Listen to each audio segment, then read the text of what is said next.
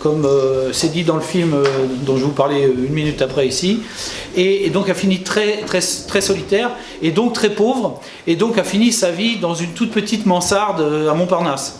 Et donc du coup, dans cette mansarde, il n'avait plus de place pour entreposer toutes ces œuvres monumentales qui s'étaient retrouvées finalement à la cave.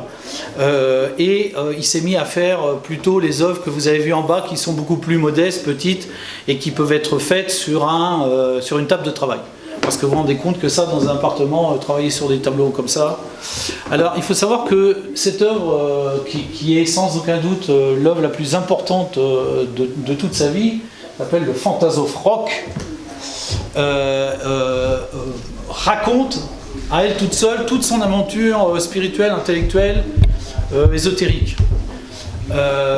C'est à la fois une œuvre d'art singulier, parce que Baskin, on peut le classer autant dans l'art singulier, parce que c'est un art très personnel, personne n'a fait autre chose que ça.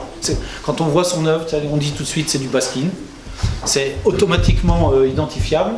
On l'a tracé dans l'art brut, parce que c'est quelqu'un qui n'avait aucune formation de rien du tout au niveau artistique et qui a tout développé son art de lui-même, en fait, pour arriver à s'exprimer. Voilà.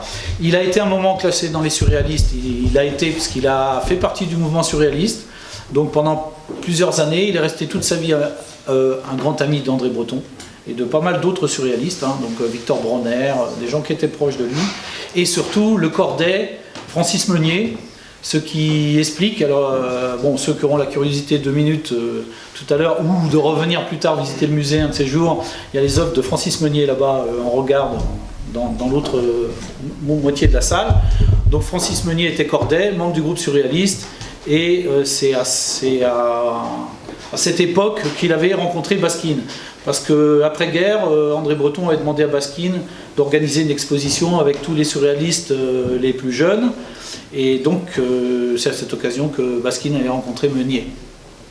Voilà, donc il a été un moment dans le groupe surréaliste. Et puis à partir de 1951, il est parti du groupe surréaliste pour faire une aventure solitaire, quasiment monastique, tout le reste de sa vie jusqu'en mai 68. Enfin, un peu après mai 68, juillet je crois, 68.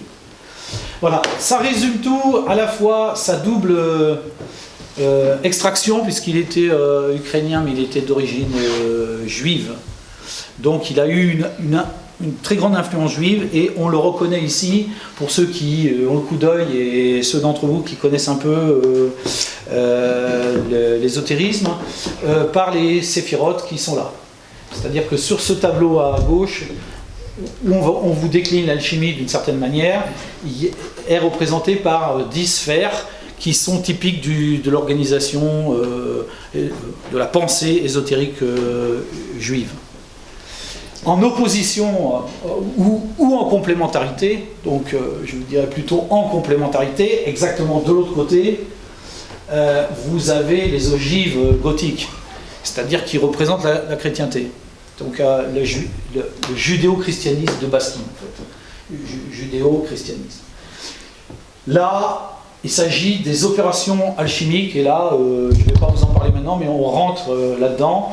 Il y a un très beau film, et j'espère que vous passerez du temps pour venir le voir, qui passe en permanence ici dans la salle, qui dure à peu près 40 minutes, qui avait été fait par Jean Desvilles, et auquel j'ai eu l'honneur de participer pour dire des textes, et avec Jean-Gabriel Jaunin, avons accompagné en fait Baskin, parce qu'on voit des images de l'INA où on voit Baskin interpréter ce tableau. Donc je ne vais pas le faire là, puisque vous pouvez très bien le voir fait par Baskin lui-même, tout seigneur, tout honneur. Mais je vous en dis quelque chose, parce que ça représente vraiment tout ce dont on va dire tout à l'heure. Donc l'idée fondamentale, une des idées fondamentales qui est là, est l'unification ou l'unité. On va toujours ça trouver chez Baskin. C'est-à-dire que du nombre, quel qu'il soit, on arrive toujours à l'unique. Donc l'idée, c'est qu'on rassemble le judaïsme et la chrétienté, qu'on va toujours vers le plus pour aller vers le moins. C'est-à-dire l'idée, c'est toujours de rassembler les morceaux qui sont en nous pour aller plus haut.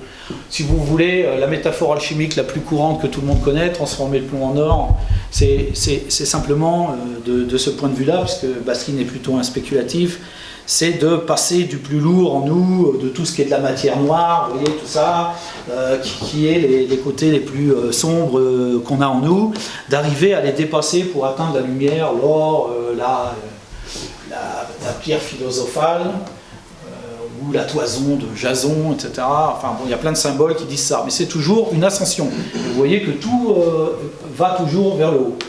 Ici, bon, on vous fera l'analyse plus tard, mais simplement dire, là encore, il y a deux éléments, deux principes fondamentaux, un représenté par le lion, l'autre par la licorne, le capricorne, enfin voilà, c'est-à-dire ce qui est de l'ordre de la chaleur, ce qui est de l'ordre du froid, ce qui est de l'ordre de la masculinité, ce qui est de l'ordre de la féminité, etc. Enfin, vous trouverez toujours ces symboles dans Baskin.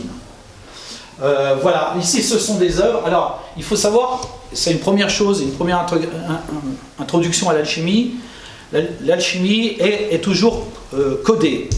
On l'a appelé hermétisme, ça vient de Hermès, le dieu grec, Hermès, mais le nom hermétique, ça veut dire aussi fermé. C'est-à-dire qu'il n'est entendable que par des gens qui ont l'occasion de... Voilà. Alors, pour vous donner un exemple, par exemple, cette partie du tableau, du triptyque, ça ne peut se lire, alors ça se lit de bas en haut, je vous ai dit qu'on allait toujours du bas vers le haut, ça se lit de bas en haut, et on commence ici, ça se lit ici d'abord. Donc si vous ne savez pas à l'endroit où ça commence, vous pouvez, tout peut vous échapper. Ça sera toujours le problème dans tous les dessins, ou toutes les œuvres de Baskin, là c'est la même chose, hein.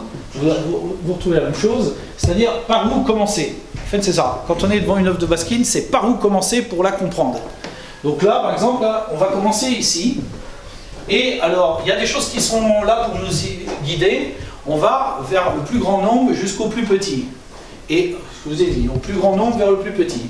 On va toujours aussi vers du plus sombre vers la lumière. C'est ce que je vous ai raconté tout à l'heure. Du plus noir en nous vers le plus élevé. Ça marche toujours comme ça chez Baskin. Donc là, on va avancer comme ça. En fait, on lit comme ça. Là, ça. Et vous voyez, il y a 6 ogives là. Voilà. Après, on va passer ici, parce que là, il y en a 5. Ensuite, on va passer là, il y en a 4. Ensuite, là, il y en a 3. Et vous avez vu, on passe imperceptiblement du noir, même si on passe par le vert, au blanc, au rouge. Alors ça, c'est les 3 grandes couleurs de l'alchimie. Le noir, le blanc et le rouge. Ça ne veut pas dire qu'il n'y a que ces 3 couleurs en alchimie. Toutes les autres existent. Mais elles sont très caractéristiques d'opérations précises. Et ensuite, donc ici 2, ensuite 1, là, et ensuite la pierre philosophale là-haut qui rassemble toutes les couleurs. Voilà. Donc ça, il faut toujours trouver l'entrée. C'est pareil pour ici. Celui-là se lit comme ça. Ici, toujours pareil. Vous voyez hein, le rapport entre là et là. Comme ça, ensuite comme ça, comme ça, comme ça, comme ça. C'est un peu contradictoire à ce que j'ai dit tout à l'heure, parce que là, on part du 1 vers le 6. Mais tout ça, c'est pour aller là-haut. Ça commence toujours par le dé, jeu de dés. Ah, parce que Baskin s'est inspiré d'un très grand poète qui s'appelait Stéphane Mallarmé et qui a dit cette phrase extraordinaire: jamais un coup de dé n'abolira le hasard.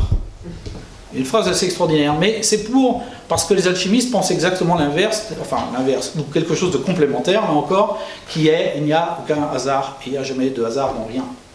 Et vous retrouvez ce dé, ça, alors je ne sais pas, vu qu'on avait une autre disposition de la salle, mais il y avait un pot à tanor, là, un four, il est là-bas.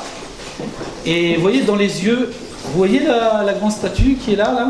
Oui, Maryse, là, tu la vois devant toi là, alors, regardez, il y a 2 dés là, qui font les yeux en fait. C'est un tanor, un four à chimie, donc les yeux du monstre, la bouche en bas. Les chiffres ont une signification, c'est la dernière chose que je peux vous dire. Donc c'est pas un hasard qu'il y a 6 et 3 là pour les dés.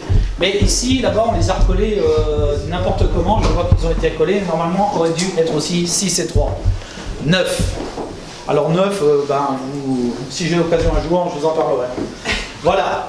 Il y a un rapport avec tout ce qui est dans l'initiatique d'Occident, dans son œuvre. On retrouve tout. Par exemple, si vous connaissez un peu le tarot initiatique, alors les dés, on va les retrouver ici. Et vous avez vu là, si vous avez pu observer, 9.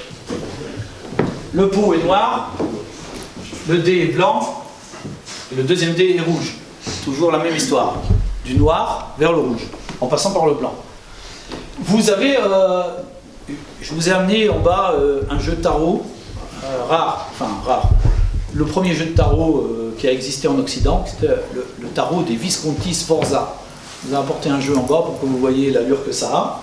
Et si vous connaissez un peu les tarots divinatoires, il y a une carte assez fracassante dans le tarot divinatoire qui s'appelle la Maison Dieu. Ben, vous l'avez là. Alors si vous avez dans votre tête ceux qui travaillent sur le tarot, vous savez très bien que c'est exactement ça, la Maison Dieu. L'éclair et la tour. Je dis ça simplement pour vous dire, voilà, il y a dans toute l'œuvre de Baskin une influence d'alchimie, alors là partout, de la judéo-chrétienté sur le plan spirituel et de tout ce que l'Occident a apporté d'outils ésotériques, à commencer par le tarot, par exemple. Voilà, vous allez le trouver là. Baskin a illustré énormément d'artistes, et ça je vais vous en parler en bas, et il s'est inspiré de tous les littérateurs qui eux-mêmes avaient fait le même parcours que lui dans les siècles précédents, c'est-à-dire ceux qui ont travaillé aussi sur les mêmes thèmes.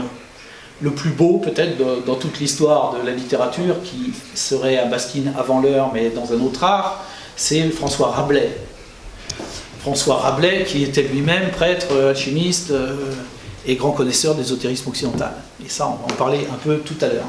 Un autre, puisque je suis parti pour vous citer des grands maîtres de l'ésotérisme occidental qui ont influencé Baskin, Charles Perrault, et vous allez voir en bas, si vous avez commencé à regarder un peu les vitrines, Charles Perrault, donc celui qui a composé les contes de la mère Loi. Bien sûr, il faut penser qu'on est dans de l'alchimie, c'est-à-dire que, comme je vous ai dit, tout était codé, donc c'est bien ma mère, la Loi. Mais la loi naturelle, la loi de la recomposition, celle qui est là. Voilà, on va en parler tout à l'heure. Ici, en fait, ce sont les opérations. Ça, vous pourrez l'étudier dans le film si vous revenez un après-midi ou vous prenez 40 minutes, vous asseyez en face du film et il vous explique ça, les opérations alchimiques là. Et ici, les métaux et les métalloïdes. Et bien sûr, des oiseaux. Des oiseaux. Enfin, voilà, il y a des oiseaux, puisque en alchimie, tout est codé. Alors, je vous rappelle toujours que, et je vais le faire plusieurs fois, je l'ai fait en bas sur un des petits textes que j'ai mis, je l'ai fait avec la roue, le tarot, parce qu'en fait, le tarot, c'est aussi Rota, la roue, voilà, mais c'est aussi la Torah. Donc c'est exactement notre alchimiste juif, la Torah. Mais c'est aussi la déesse égyptienne Hathor. Et bon, je vous ai expliqué ça. Mais donc la cabale phonétique, elle marche comme ça et elle code tout. C'est-à-dire que tous les symboles ici ne peuvent être appelés chez Baskin que de cette manière-là, de manière kabbalistique. Pas avec un K, mais avec un C. La cabale phonétique, c'est-à-dire la transformation des mots. Exemple, je vais vous donner deux grands classiques pour ce qui est de la profondeur ésotérique du christianisme occidental, parce qu'il est très influencé par ça, Baskin aussi, là, mais un exemple est, enfin les deux exemples majeurs que je vous donne et qui vont vous laisser à méditer, et puis après on va descendre en bas. Donc, bon, Michel, l'archange Michel, donc vous savez, Michaïl, alchimie. Gabriel, Jibraïl, algèbre. Donc l'archange Michel est associé à une science, l'alchimie. L'alchimie, c'est l'archange Michel. Est-ce que c'est l'archange qui a inventé la science ou l'inverse? Et Gabriel, l'algèbre. Un autre archange, une autre science. Voilà. Tous les archanges, une science. 7 archanges, 7 sciences. Voilà. Alors, je vous laisse faire le boulot. Hein, voilà. Donc voilà, ça c'est extraordinaire, je n'en dis plus rien maintenant. Pour le reste, alors il faut savoir on retrouvera toujours la même chose, y compris dans les sculptures de Baskin qui sont à regarder des heures si vous voulez les étudier. Ici, par exemple, là on retrouve exactement la Maison Dieu. C'est la même. Il faut toujours que vous pensiez, je ne peux pas regarder Baskin comme ça, en 1 minute, c'est impossible. Il faut absolument que je réfléchisse à ce que je vois, sinon je ne vais rien capter. Tout est codé. Mais si je commence à avoir quelques clés, et je vais essayer de vous en donner quelques-unes, là, pas mal, j'essaye en tout cas, vous allez d'un seul coup, ça va prendre de la lumière. Vous retrouvez exactement ce que j'ai dit tout à l'heure, œuvre au noir, œuvre au blanc, œuvre au rouge. Voilà, un exemple. Alors, vous pensez, une cathédrale, c'est toujours orienté, c'est-à-dire c'est tourné vers l'Orient. C'est tourné vers l'Orient, c'est le soleil qui se lève. Le soleil qui se lève, c'est-à-dire la couleur blanche ou jaune. Blanche. Le soleil va monter, il va monter vers le sud. Vers le sud, il va être jaune. Ensuite, il va aller vers l'ouest et il va devenir rouge. Du blanc au rouge. Ensuite, il va au nord, il est noir. C'est-à-dire, il disparaît et rebolote. C'est ça la signification de ça. C'est-à-dire la reconstruction perpétuelle, la spirale. Le noir, le blanc, le rouge. Le noir, le blanc, le rouge. Alors, comme je vous ai dit tout à l'heure, on passe par toutes les couleurs, hein, y compris le vert. Mais c'est-à-dire que le vert n'est qu'une étape intermédiaire dans l'alchimie. Alors, pour finir là-dessus, et je vous laisserai à 2 minutes regarder les œuvres et on va descendre tranquillement. Le noir, c'est une période, ça dépend de quelle manière on regarde les choses. Si c'est au niveau de laboratoire, c'est-à-dire d'un travail chimique, mais ça je vous en parlais tout à l'heure, ça va être la putréfaction des matières, la décomposition des matières, le fait qu'on va attendre longtemps qu'elles se décomposent, décortiquent, tombent en ruine, etc., qu'elles se putréfient.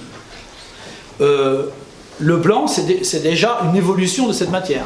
Alors ça, c'est la même chose pour l'être intérieur. C'est-à-dire le noir, c'est tout ce qui est lourd en vous, tout ce qui est obscur, tout ce qui ne peut pas être saisi par une pensée un peu rationnelle, tout ce qui vous échappe, qui vous fait faire n'importe quoi. Ça c'est le noir. Et ensuite, on va vers une purification, comme son nom l'indique. Alors là, c'est surtout l'œuvre noir, c'est putréfaction, le mot. Ici, c'est plutôt purification, c'est-à-dire l'idée qu'on va aller vers quelque chose de plus pur, de plus blanc. Dans les métaux, ça va dire on va passer du plomb à l'étain, de l'étain au mercure, du mercure au cuivre et à l'argent. En fait, parce que l'argent est un métal beaucoup plus pur, plus élevé. C'est pareil sur le plan symbolique, c'est pareil sur le plan spirituel. Voilà, ça dans Basquiat. Et l'or, c'est le summum, c'est le métal qui se putrifie plus, en fait, qui reste, qui rouge jamais, et qui est parfaitement modelable, conducteur, tout ce que vous voulez, c'est le truc suprême. Donc l'œuvre rouge, la transformation intérieure. Voilà. Je ne voulais pas vous parler essentiellement de ça, mais il faut vous donner ces clés minimum, et puis je trouve que cette salle est tellement merveilleuse et magnifique. Donc si vous avez besoin de méditer de temps en temps, n'hésitez pas à venir au musée d'art moderne. Je ne sais pas si, je ne vais pas dire de conneries, mais je ne sais pas si c'est encore gratuit pour les Cordais, l'entrée au musée. Si. Merci Marie-Joseph. Donc vous pouvez venir méditer tous les après-midi sur les œuvres de Basquiat. Voilà, si vous voulez, on va continuer en bas.